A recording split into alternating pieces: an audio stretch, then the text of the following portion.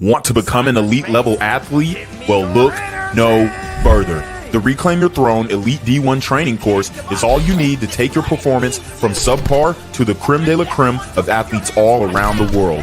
The purpose of this course is to give you a comprehensive weight training, speed, flexibility, recovery, and endurance program that is meant to prepare young athletes for collegiate and professional sports. This course is packed with over 2 hours of creative, action-packed lifts narrated and coached by yours truly to assure increased strength, speed, flexibility, recovery, and endurance. Hey, I get it.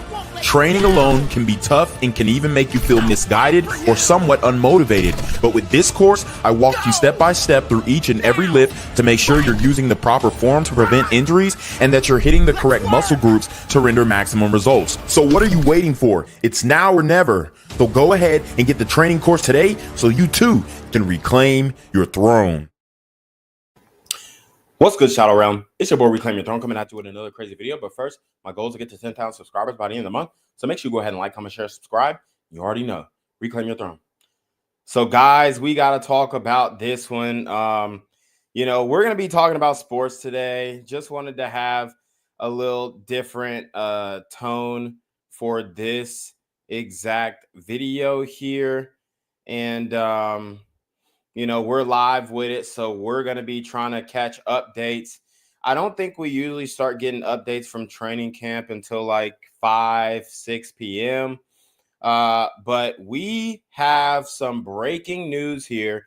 We've got Micah Parsons officially requesting a trade. Okay, so Micah Parsons officially requesting a trade. Now, we were going to mainly do a story on Sheduer, but I have to talk about this because this is another example of racist owners destroying franchises, okay?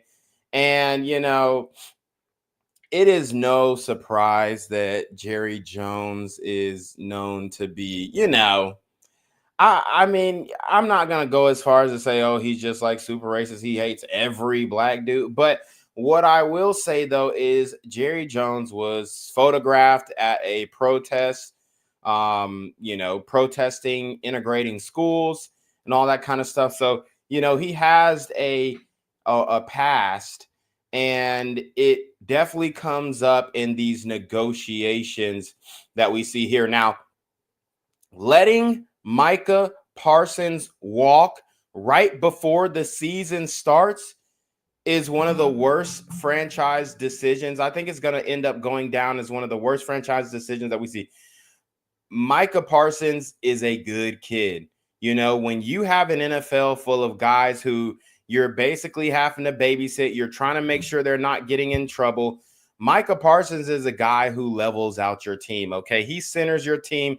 He lets all the other guys who may not have come from great backgrounds and whatnot know that, hey, it's possible. I could see myself being as disciplined as Micah Parsons. I could see myself doing things like Micah Parsons. Now, he has had like an off year. I believe that 2023 year was an off year. He didn't get as much production as they were expecting, but he's still a premier defensive lineman in the NFL. I mean, he can play linebacker. He can play on the defensive end.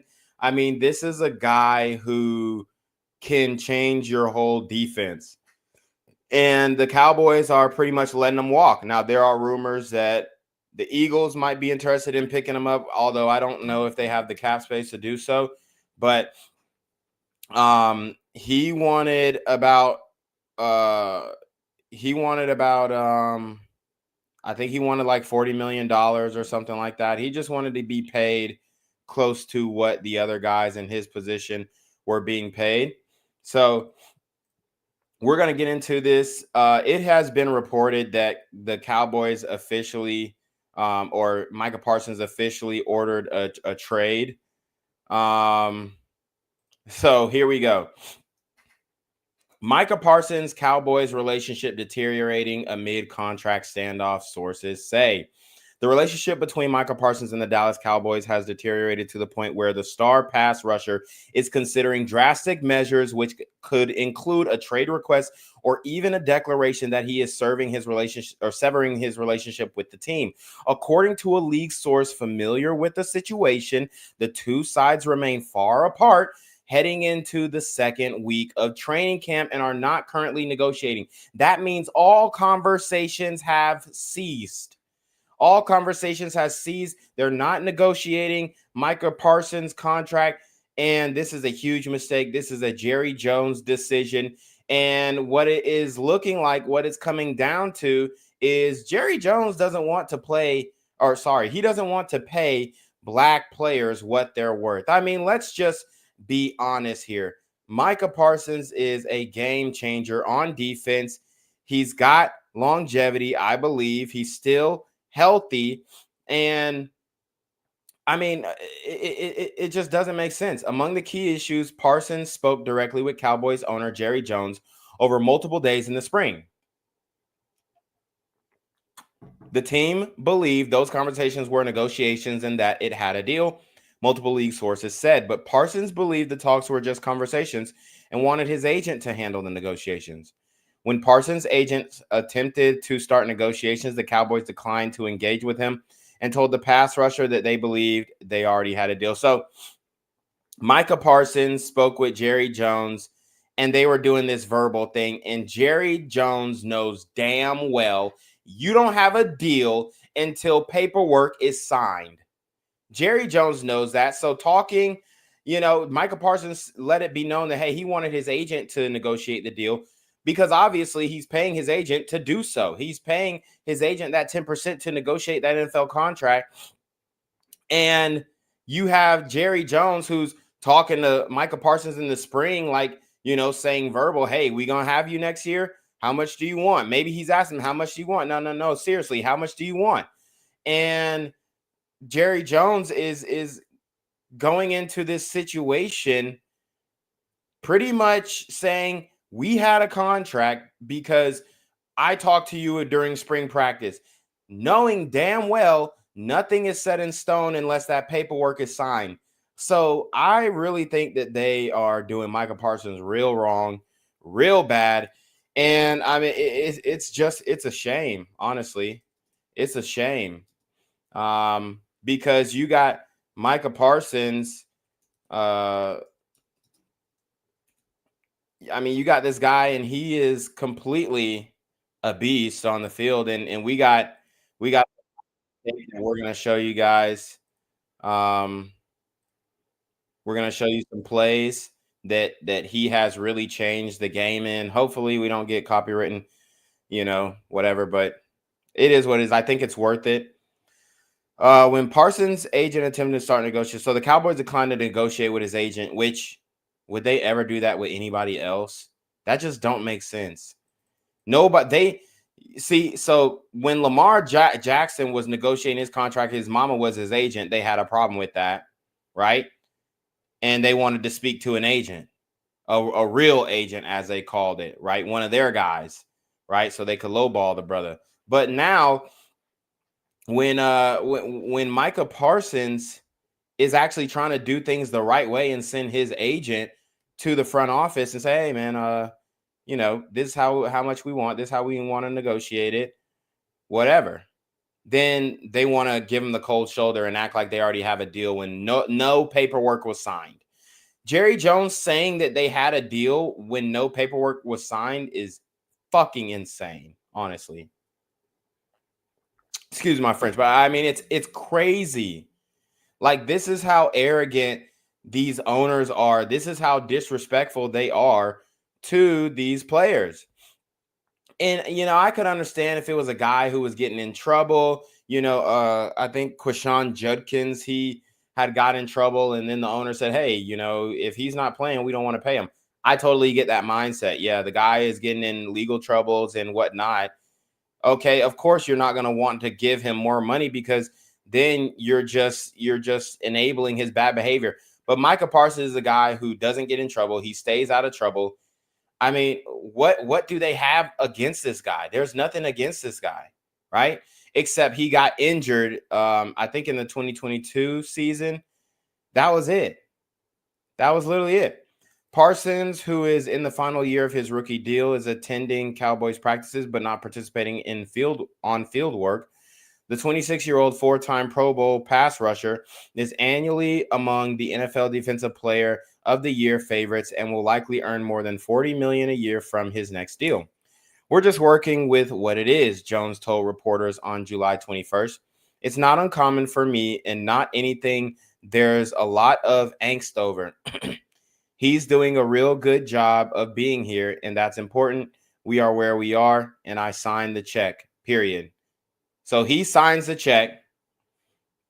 He signs the check, but he wanted to say we had a deal, but he didn't sign no contract. Nobody signed a contract. Okay? That's wild. Nobody signed a contract. Parsons has not spoken publicly since July 22nd when he said, I want to be here. At the end of the day, they signed the checks. Let's see if they want me to be here. I've been pretty consistent. If they don't want me here, I'll go about my business. I understand the nature of the business. As long as I'm here and under contract, I'm going to do what I have to do to perform at the highest level. But if this is the end, then this is the end.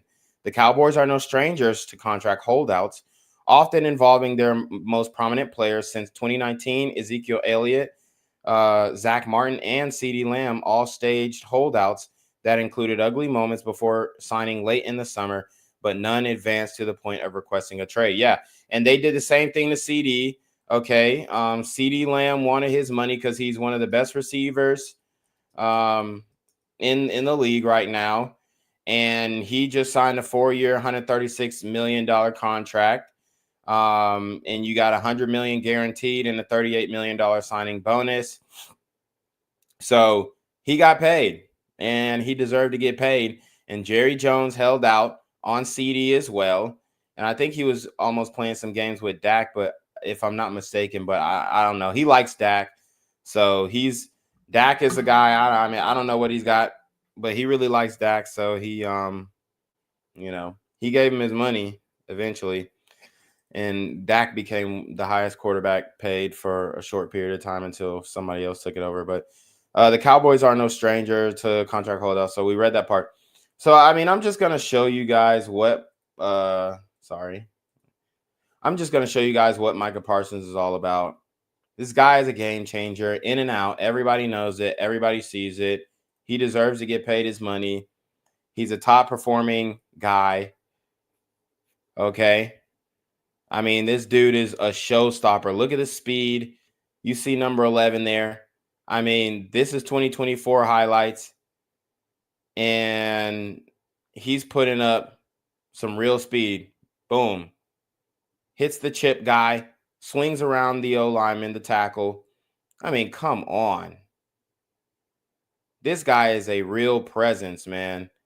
And it's just a shame that the Cowboys want to hold out Jerry Jones. I mean, this is the same old shit that Jerry Jones is doing. And you're not going to have a winning team like this, man. You can't be playing games with people's contracts, people's money, and think you're going to, instill camaraderie amongst the players. It just doesn't make sense. And it's something that Jerry Jones continues to do with these guys. And absolutely, there are definitely like some racial undertones with his decision making with these players, and that's why I think there needs to be some new leadership. Nobody wants to talk about the elephant in the room because they don't want to seem like they're race baiting. But here's the thing: we're not race baiting. What we're doing is pointing out the obvious. Micah Parsons is a $40 million guy. He is. He creates chaos. He creates havoc. He creates turnovers, and he's so fast. He's got the speed. He's got the strength. He's got the size. I mean, it's absolutely ridiculous, man. It's absolutely ridiculous. So let's see. Yeah, here's another play.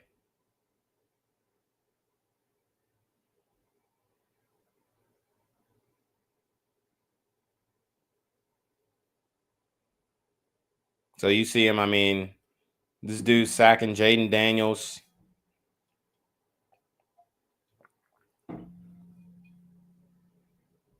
Boom. I mean, this guy, come on.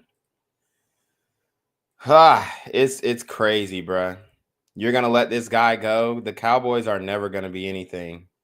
As long as Jerry Jones is, winning football games in the 90s is way different from now.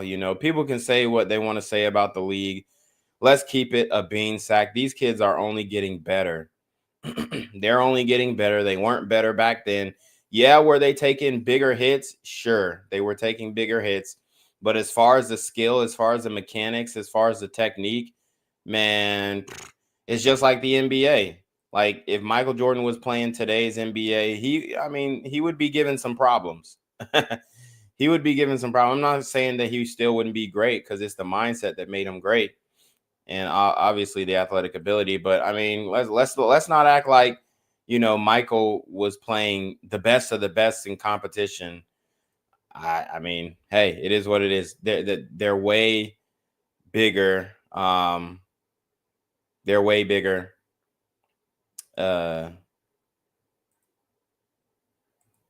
Sorry, they're way bigger, way faster. Has some pop-up coming on my screen. But I mean, come on.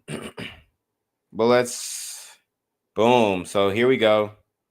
We got Micah Parsons' official tweet. Here's what he says. Yes, I wanted to be here. I did everything I could to show that I wanted to be a Cowboy and wear the star on my helmet. I wanted to play in front of the best fans in sports and make this America's team once again. The team my pops and I grew up cheering for way up in Harrisburg, Pennsylvania. Unfortunately, I no longer want to be here. Wow. I no longer want to be held to closed door negotiations without my agent present. Yep. See, they're trying to force him into signing something without his agent present, without having legal counsel read over it. Dude, Jerry Jones is a fucking slimy dude. And he thinks let's just keep it a buck. Dude, he thinks he's the smartest guy in the room. He's a fucking idiot. This is how a lot of these dudes, man, dude, the reality is, people say, oh, well, he's a billionaire. He's smart. Bruh, back then, all you had to do was cheat the system to become a billionaire and be white. I mean, no offense. I'm really not trying to be offensive, but I really don't put any credence to these old ass billionaires in this day and age. Yes, like unless it's like a Warren Buffett or something like that who did it through the stock market. Okay, I can respect that, even though he probably got a lot of help too. I mean, these dudes get help, man. They really do get help. They're not getting it, starting from the bottom and all this kind of stuff, man. They're getting handouts. It's wild, bro. It's wild, bruh. I no longer want shots taken at me for getting injured while laying it on the line for the organization, our fans, and my teammates. I no longer want narratives created and spread to the media about me. I mean, that's going to continue to happen. You're in the NFL, so, I mean, it is what it is. I had purposely stayed quiet in hopes of getting something done.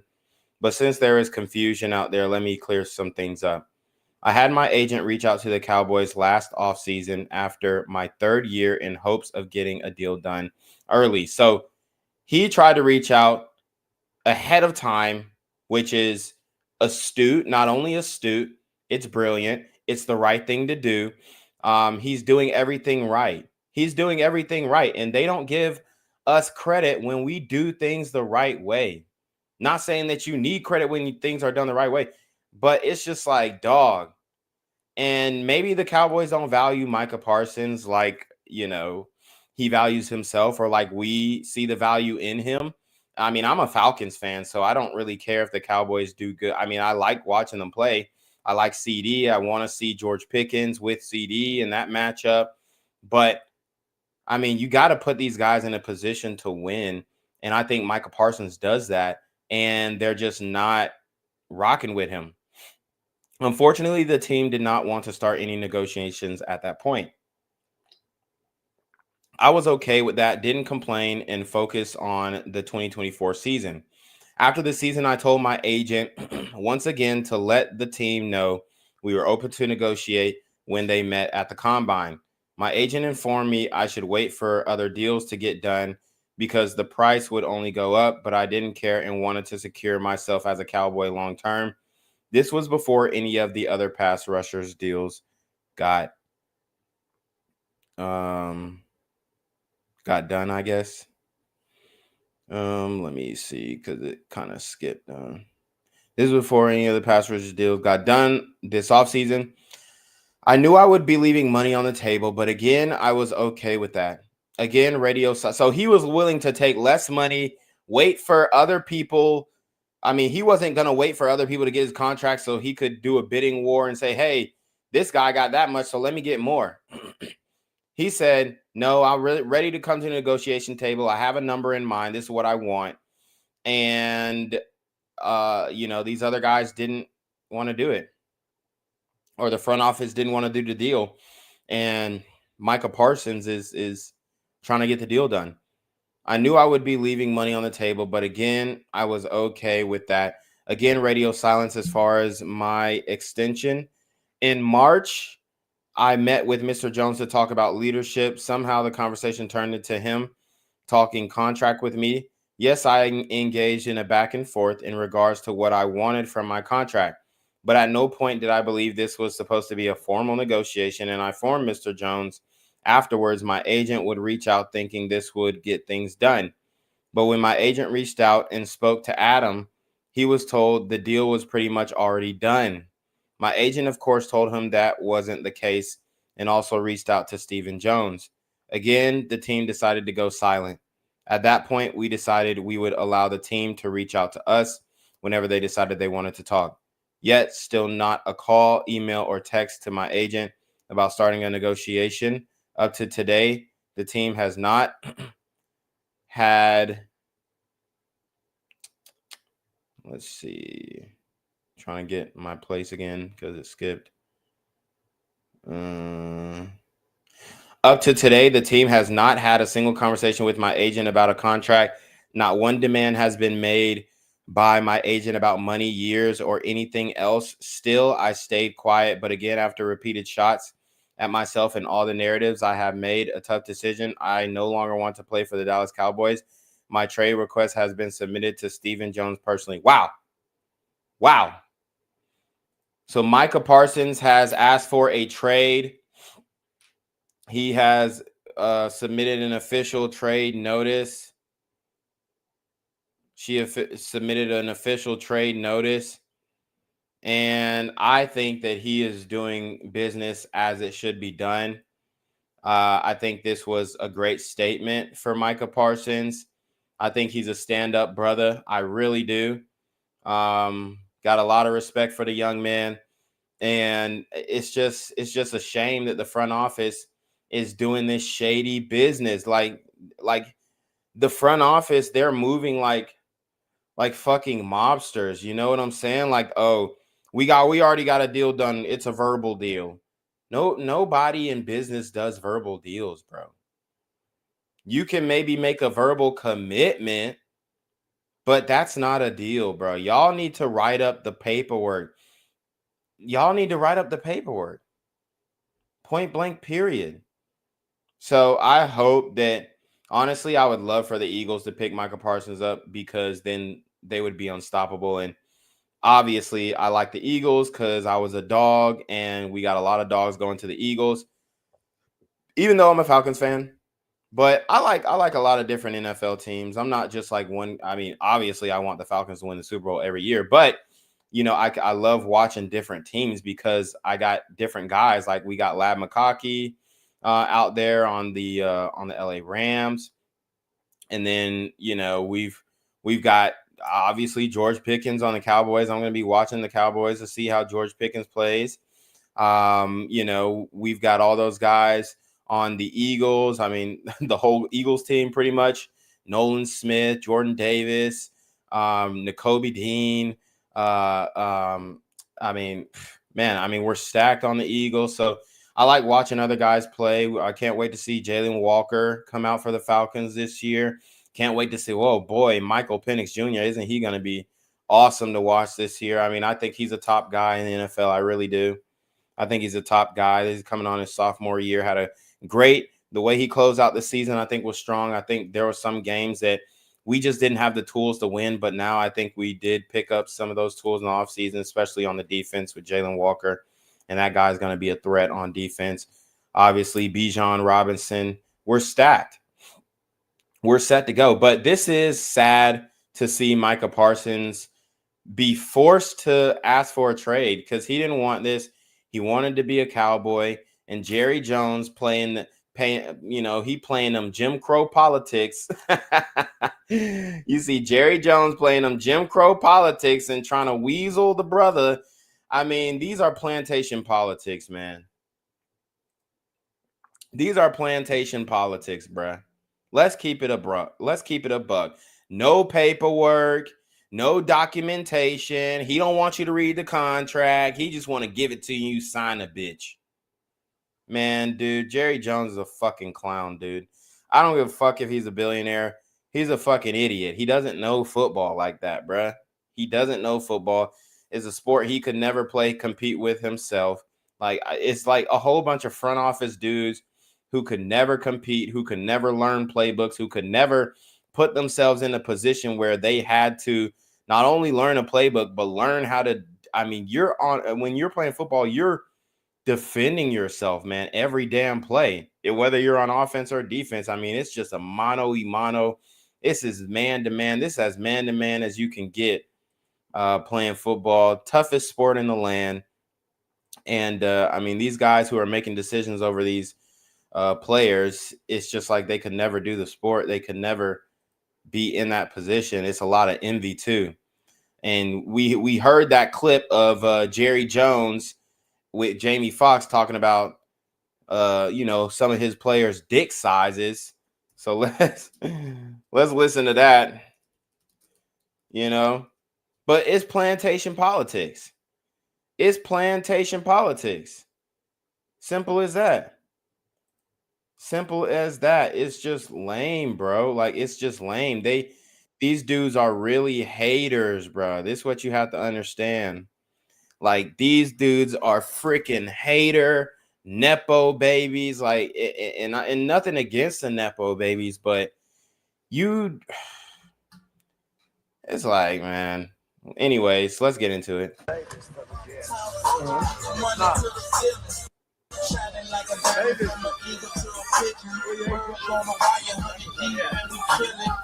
So this music is copyright. So I'm gonna have to punch in and punch out.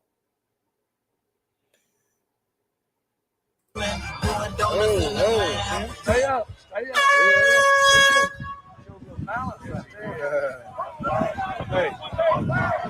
Hey, that's pretty good right there. He showed balance. 5, 9.5, 210. 5, 9, 210. 4, 4, 1. Okay. 9 3-inch head. So he said 5'9", 210, 4'40", and he says something about his dick. What'd he say? Okay. 9 3-inch head. He said 9 3-inch hanger. 8.5-inch dick. Oh, he said 8.5-inch dick. Mm-hmm. 9 3-inch something, but 8.5-inch dick. 8.5-inch dick. This motherfucker said 8.5-inch dick, bro. Come on now. It's a lot of weirdo stuff going on. Oh, he said 9 3-inch hands, 8.5-inch dick. Come on, dude. Come on, dude. It's like, dude. Like I said, plantation politics. Plantation politics. And they're saying that, Micah Parsons might go to the Eagles. People are putting him in a 49ers suit.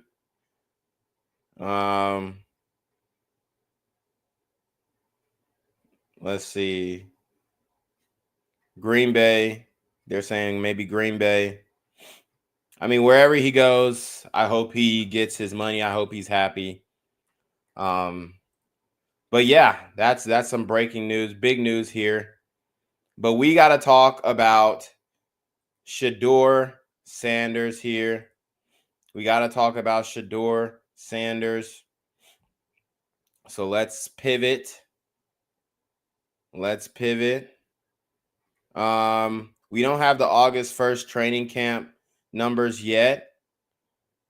We don't have the August 1st training camp numbers yet, but they put they putting the pads on. It looks like they got Dillon Gabriel out there spinning the ball. So it looks like he's getting most of the reps again. Here we go. Look how, I mean, come on. Dillon Gabriel is about as tall as a water boy. And I'm not even trying to hate on the short kings, but it just doesn't make sense him being a starter. But here we go.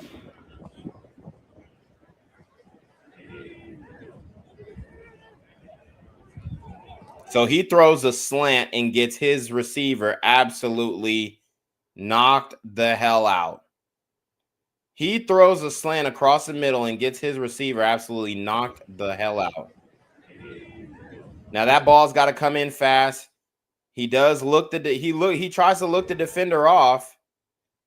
He tries to look the defender off. And you got that safety coming up from top, and he's staying home. You see the safety staying home right here. Dillon Gabriel tries to look the defender off. He doesn't see the safety coming over the middle and gets his guy absolutely popped. Now his guy caught the ball. He caught the ball, but I mean, how many receivers want to run routes where their quarterback is leading them into a straight in the middle getting popped? Right? Let's watch it again. Boom. I mean, they got the pads on today. They got the pads on and they hitting. They hitting. People saying Gabriel getting brothers smoked out here. Okay. Somebody said Mufreaker out here throwing hospital balls in the training camp. Y'all know what to do. Throw Sheduer in. Dillon Gabriel out here trying to end players' careers. Is this the type of processing they was bragging about? Exactly. Dillon out here throwing hospital balls. That shit crazy. Sending wide receivers straight to the blue tent. Yep. Awful throw by Dillon. That was going to be a hospital hit or interception. Exactly. Exactly. Like everybody, even in the Cleveland Browns comment section, this is what the Cleveland Brown fans are saying. This is what the Cleveland Brown fans are saying. Getting niggas smoked. Motherfucker out here throwing hospital balls in training camp. Dillon Gabriel out here ending players' careers. Dillon out here throwing hospital balls. This is a CU fan. Sending wide receivers straight to the blue tent. Awful throw by Dillon. Hospital balls. Yikes. Come on, man. Come on, man. This is what this is what they are promoting. So they obviously want Dillon Gabriel to be the starter here in Cleveland. But I personally, I don't see it, man. I don't see it. Sheduer is the most efficient quarterback. He doesn't throw picks, hasn't thrown one pick in training camp, not one. He threw a pick in OTAs that wasn't his fault. It was a deflected ball. And now, I mean, last practice, he went 6 of 10. Gabriel went 6 of 11. But in his touchdown, it was the receiver, the brother from South Carolina, ran it in. So here's another Dillon Gabriel play from the last practice, which was Wednesday.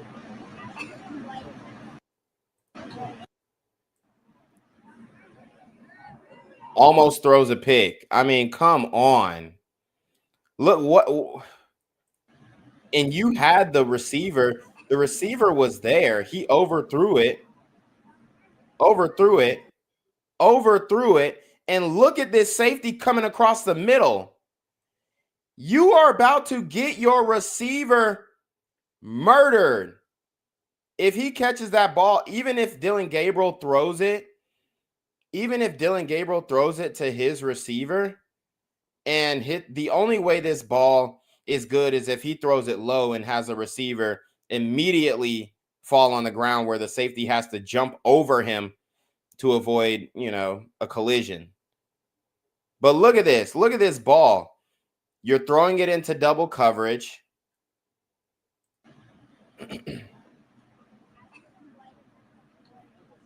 You're throwing it into double coverage. This and this is I think this is cover 2.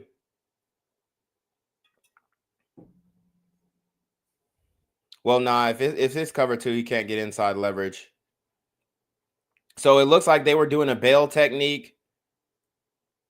Potentially, I can't see how the corner lined up, but he's backing up, so he's bailing. You got the safety up high, coming across. You're getting your player killed right here. And throwing a pick. Bro, Dillon Gabriel is not that good. He really isn't. And the way that they're promoting him over Sheduer is wild, honestly. It really is wild, man. It really is wild.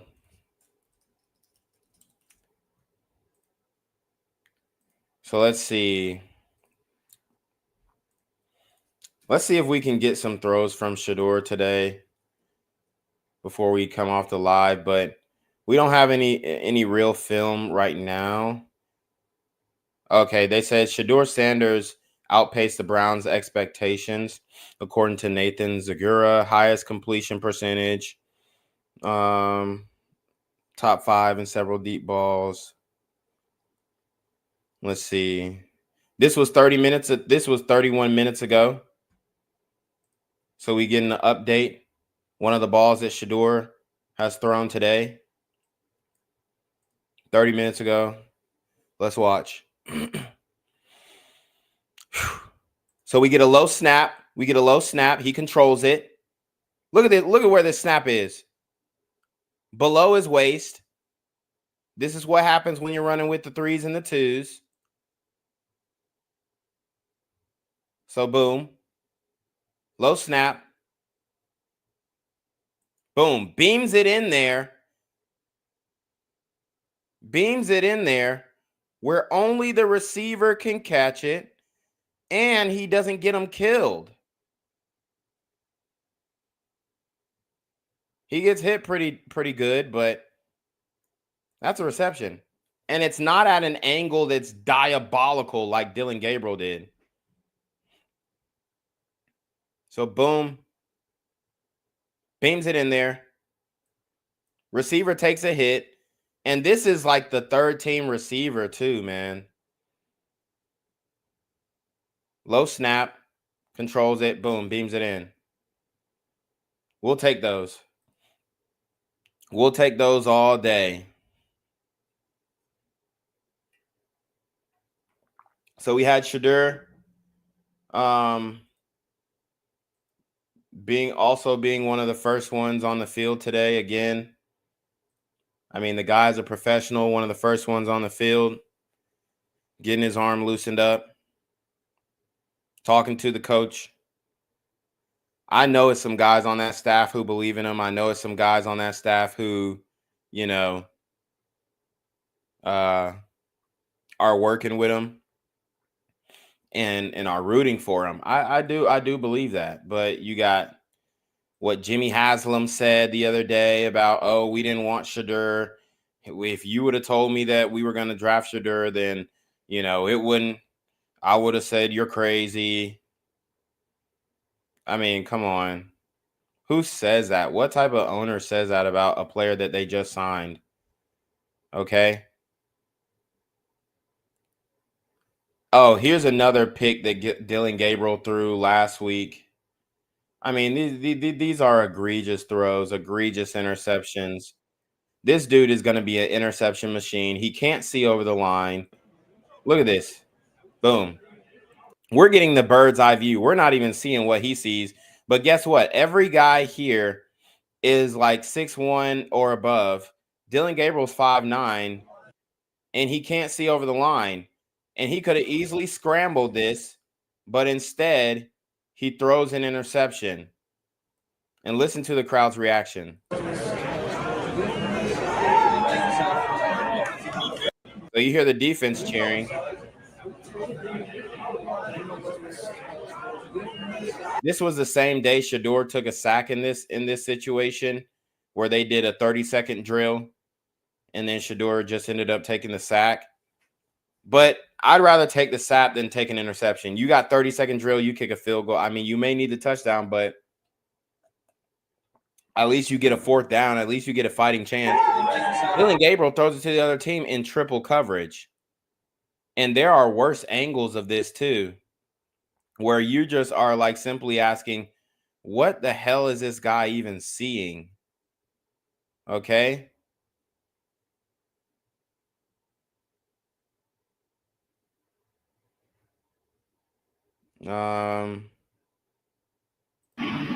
Let's look at another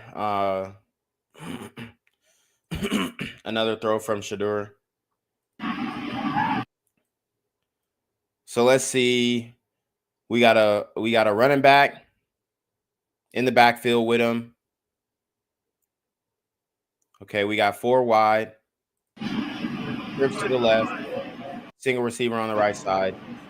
They're motioning in the furthest receiver into a bunch. So they motion it into a bunch. And they try to, it looks like they almost tried to set up a screen on the other side.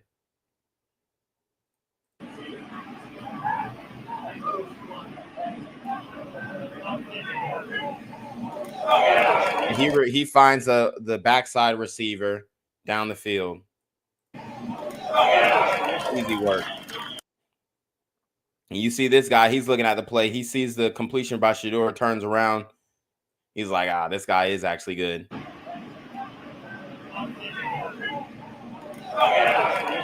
Look at him.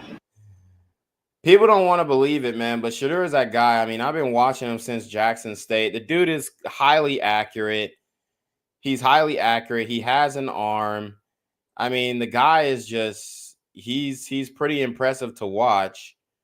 So let's keep seeing if we can find any more tape from today. I want to see some throws from today. But I definitely think the Cleveland Browns are mistreating, if not wanting to sabotage. Ultimately, I do think that he will get a shot. Ultimately, I do think he will get a shot. But I don't know if it'll be with the Cleveland Browns, because the way that they are moving with him, it just doesn't seem like they're really investing in him like that. And they're, this is why I say like sports is politics, because it really is. It's all about where are you at, draft picks and all this kind of stuff.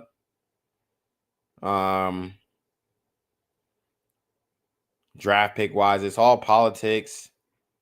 It's all politics. Like, they're judging him based off of, you're a 5th round draft pick, knowing that he wasn't supposed to go in the 5th round. So let's see.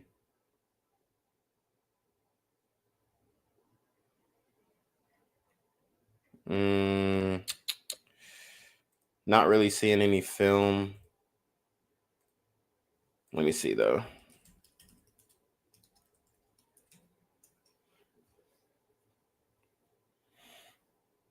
It's just crazy how they doing this, man. Let's see. We got some routes by the Cleveland Browns during training camp. I don't know who's throwing the ball though. Can't really see who's throwing it on this field. Probably Flacco or Gabriel, because you got Jerry Jeudy and Denzel Ward battling it out. Show you guys this real quick.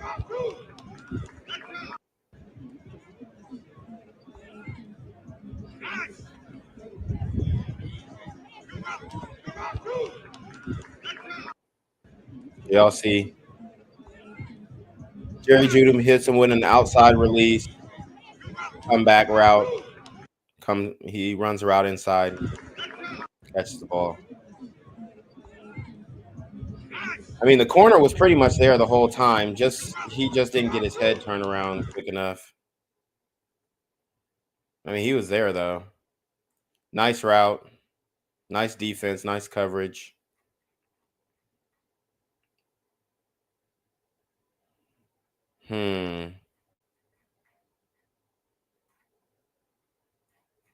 Let's see. Trying to get some more film from today's practice. The film doesn't usually come out till like 5 or 6. Let's see.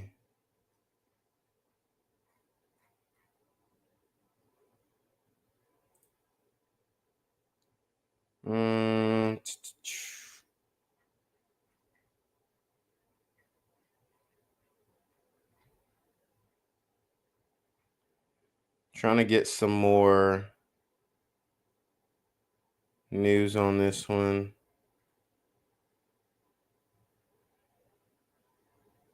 And I don't see.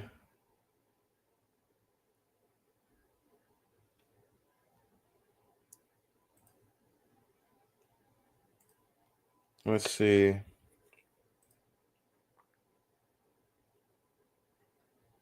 I don't see any more film from today. They got Polymarket asking if owners should be able to pass a competency test. This shit is funny, man. Cowboys fans are not happy. Cowboy fans are not happy about this Micah Parsons letting Micah Parsons walk. Let's see.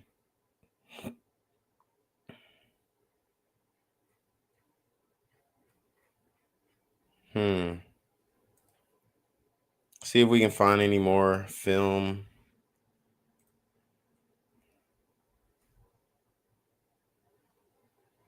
They've been talking about Cam Scatterbo too. I mean, they're saying he's lighting it up in practice for the New York Giants.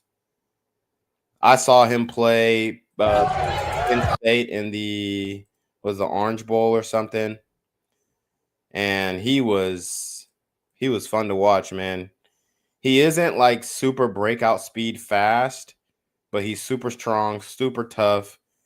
He's got a lot of stamina. So he's a really fun back to watch. They were letting him throw the ball, they were letting him run the ball, reverses, all that type of stuff. He's not particularly fast though, you know. He's not that fast. That's my thing. But he's in the right place at the right time. You know? For sure. Here's just some of his highlights.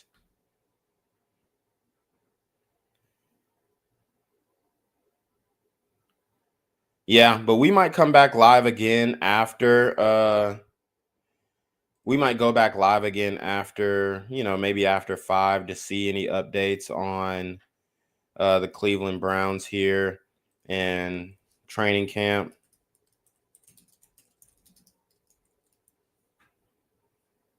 Because we just want to see all the balls that Sheduer threw today. Pause.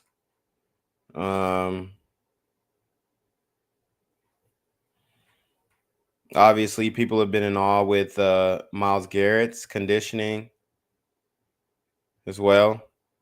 Oh yeah, here's another pick. Here's another pick that Dylan Gabriel threw in 7-on-7. Egregious. Another egregious interception that Dylan Gabriel threw at 7-on-7. Here you go. Boom. What the hell does this guy see? Triple coverage. Triple zone coverage. And you got guys open on the other side of the field. Triple, threw it straight to the guy. I mean, come on.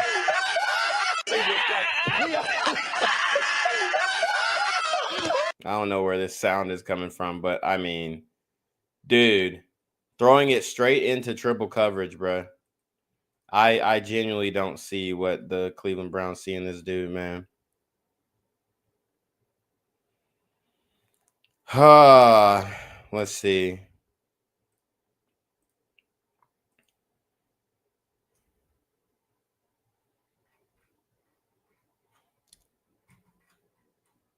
Yeah, but I can't wait till the numbers come out for today.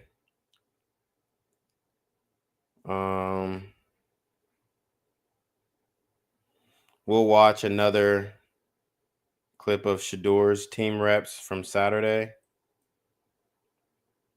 Not Saturday, but this is from Saturday's training camp.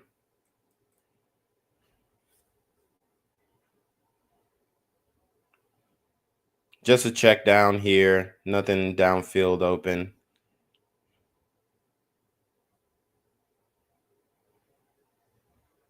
So he finds his man there, keeps him out of harm's way. Finds a curl route before the receiver or the defense comes. Steps up in the pocket. Decides to take it on foot.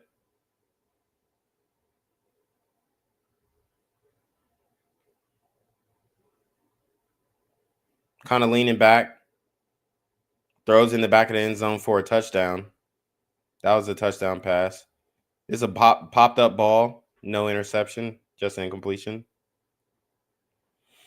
He tried to fit it in the window there. Audible. Identifying the linebacker. Boom. And they don't like when he audibles, apparently. I heard they don't like when he audibles because it shows how much he understands the offense, and it just gives people less of a reason to continue to doubt him.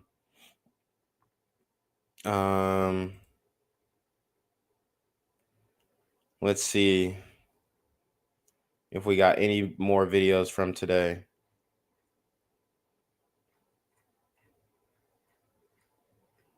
Not really seeing anything right now.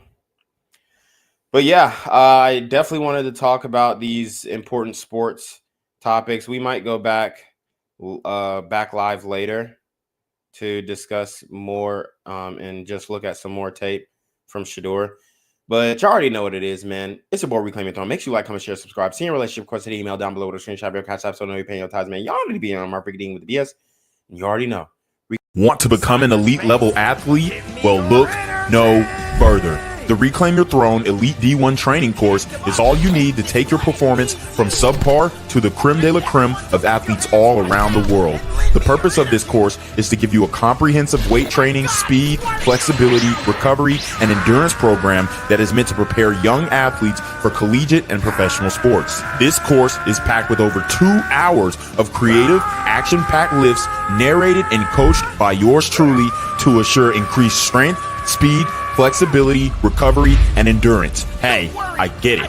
Training alone can be tough and can even make you feel misguided or somewhat unmotivated. But with this course, I walk you step by step through each and every lift to make sure you're using the proper form to prevent injuries and that you're hitting the correct muscle groups to render maximum results. So what are you waiting for? It's now or never. So go ahead and get the training course today so you too can reclaim your throne.